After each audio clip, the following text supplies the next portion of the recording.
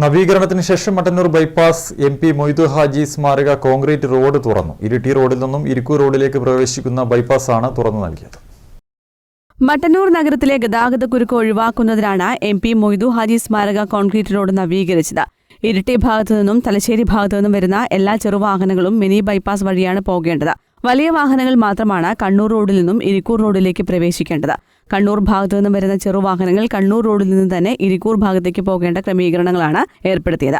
Bypass road തകർന്ന ഗതാഗതയോഗ്യമല്ലാതായതോടെയാണ് നഗരസഭ 20 ലക്ഷം രൂപ ചെലവിട്ട് റോഡ് കോൺക്രീറ്റ് ചെയ്തത്. നവീകരണം പൂർത്തിയായ ബൈപ്പാസ് റോഡിന്റെ ഉദ്ഘാടനം നഗരസഭാ ചെയർമാൻ N. ഷാജിത്ത് നിർവഹിച്ചു.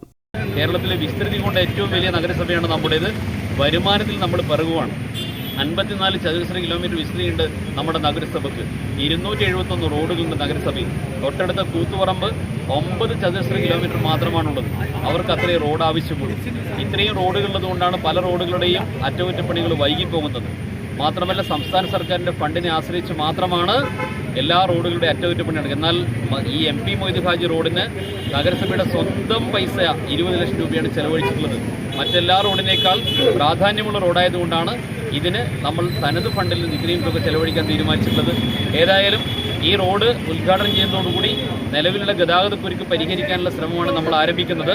ഏതായാലും ഇന്നത്തോടുകൂടി പരിഹരിക്കപ്പെടില്ല. മട്ടന്നൂർ പോലീസുമായി സഹകരിച്ച് നമ്മുടെ ഇരിക്കൂർ റോഡിലുള്ള നോ എൻട്രി ബോർഡ് വെക്കേണ്ടതുണ്ട്. അവിടെ പോലീസിന്റെ സാന്നിധ്യമുണ്ട്. നഗരസഭാ പൊതുമരാമത്ത് standing committee chairperson K. Anitha അധ്യക്ഷത വഹിച്ചു. സ്റ്റാൻഡിംഗ് കമ്മിറ്റി ചെയർമാൻമാരായ VK സുഗതൻ, P. ശ്രീനാഥ്, കൌൺസിലർമാരായ VN Muhammad, A. Madhusoodanan, P. Raghavan, PP. Abdul Jaleel തുടങ്ങിയവർ സംസാരിച്ചു.